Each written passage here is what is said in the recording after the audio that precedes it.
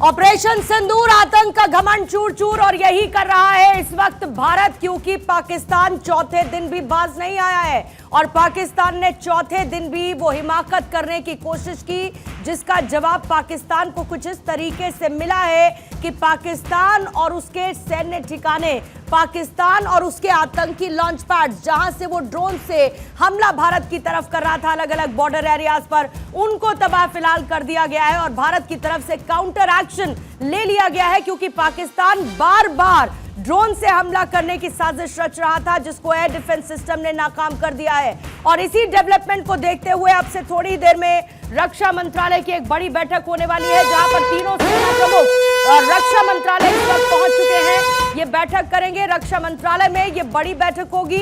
एक तरफ जहां पर पाकिस्तान की तरफ से शेलिंग की जा रही है, गोलीबारी जो बॉर्डर के इलाके हैं वहां पर की जा रही है, ड्रोन से अटैक की कोशिश, नाकामयाब कोशिश पाकिस्तान की तरफ से की गई।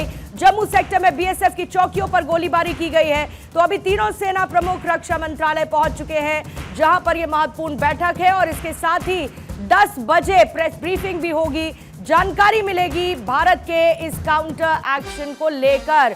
मेरे सहयोगी अक्षय और ज्यादा जानकारी के साथ इस वक्त जुड़ चुके हैं। और अक्षय, एक बार फिर से पूरे देश के साथ साझा की जाएगी वो जानकारी जिसको देश जानना चाहता है कि पाकिस्तान की नापाक हरकत का जवाब भारत ने कैसे दिया, और यही प्रेस ब्रीफिंग में शामिल रहेगा। उससे पहले अभी एक बैठक हो रही है, दोनों को लेकर डिटेल्स देंगे। देखिए, 10:30 बजे बैठक बुलाई गई है और इस बैठक माफ़ कीजिएगा, 10:30 बजे प्रेस ब्रीफिंग बुलाई गई है। प्रेस ब्रीफिंग में एमई के अधिकारी और साथ ही साथ आर्मी के रहेंगे। अमूमन ये माना जा रहा है कि सुफिया कुरैशी, भूमिका सिंह और विक्रम मिस्री ही संबोधित करेंगे। विदेश मंत्रालय में ये पीसी बुलाई गई है।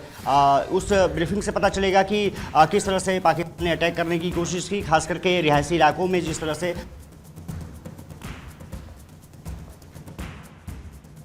ब्रीफिंग का इंतजार करना होगा कि जब ये ब्रीफिंग होती है तो क्या कुछ डिटेल निकल के सामने आ पाता है। लेकिन मैं जहां खड़ा हूं, साउथ ब्लॉक में रक्षा मंत्रालय की बैठक, रक्षा मंत्रालय की प्रमुख इसमें शामिल है। खबर आ रही है कि सीडीएस भी इस मीटिंग को ज्वाइन, रक्षा मंत्रालय पहुंचेंगे, वो भी उस बैठक में शिरकत करेंगे। अभी जो तीनों सेनाओं के प्रमुख हैं उनकी बैठक जारी है और किस तरह से सेना कोऑर्डिनेशन के साथ लगातार बैठक कर रही है, लगातार किस तरह से जवाबी कार्रवाई की जा रही है उसको ब्रीफ किया जा रहा है। तीनों सेना प्रमुख अपने से जानकारी ले रहे हैं और कोऑर्डिनेशन के साथ किस तरह से और आगे बढ़ना है उस पर चर्चा की जाएगी। सीडीएस अनिल चौहान कुछ देर बाद इस मीटिंग को ज्वाइन करने वाले हैं, ऐसी खबरें निकल के सामने आ रही हैं। और उसके बाद रक्षा मंत्री राजनाथ सिंह भी इस बैठक में शिरकत करेंगे, ऐसी खबरें हैं। और उसके बाद ये माना जा रहा है कि जब ब्रीफिंग हो जाएगी तो फिर प्रधानमंत्री आवास पर भी बड़ी बैठक हो सकती है। सबसे बड़ी बात यह है कि इस बैठक के जरिए कोशिश की जाएगी कि किस तरह से बेहतर तरीके से समन्वय के साथ और